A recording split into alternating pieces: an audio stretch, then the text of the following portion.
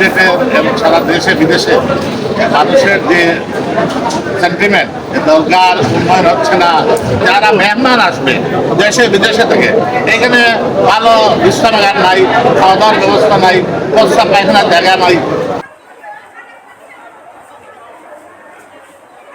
সিলেটে এবং সারা দেশে বিদেশে মানুষের যে সেন্টিমেন্ট, দরকার উন্নয়ন হচ্ছে না, পরিকল্পিতভাবে অব্যবস্থাপনা, সমস্ত কিছু রয়েছে।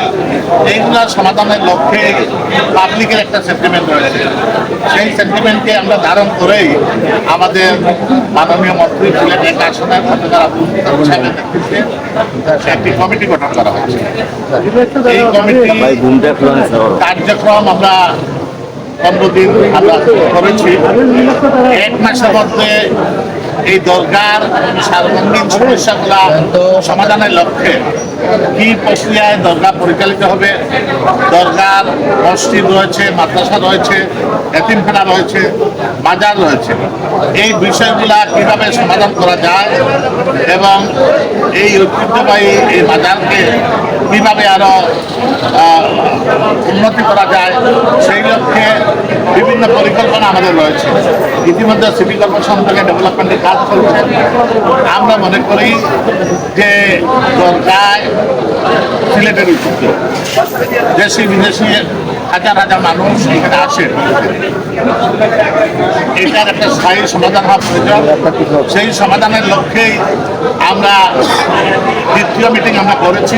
আমাদের কমিটি যেটা কমপ্লিট করা হয়েছে, আগামী বৃহস্পতিবার আবার বসবো এবং এই টাকাটা যেভাবে যে প্রক্রিয়ায় জেলা প্রশাসকের অ্যাকাউন্টে নামে একটা অ্যাকাউন্ট করা হয়েছে সোনালী ব্যাংকে, সেই অ্যাকাউন্টেই জমা থাকবে।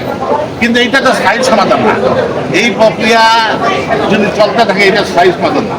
আমরা একটি স্থায়ী সমাধানের লক্ষ্যে আমরা আগামী বৃহস্পতিবার ইনশাল্লাহ আমরা মাদ্রাসা পথল্লির পক্ষে থেকে আমরা বলেছি যে আপনারা একটা সুস্পষ্ট প্রস্তাবনা দেন।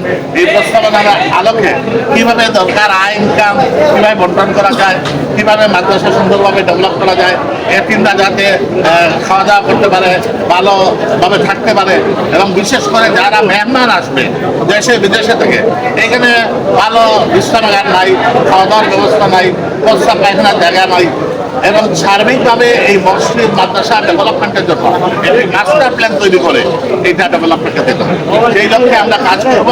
ইনশাল্লাহ আগামী সপ্তাহের মধ্যেই আপনারা একটা স্থায়ী সমাধান, পূর্ণাঙ্গ একটা সমাধান আপনারা পাবেন।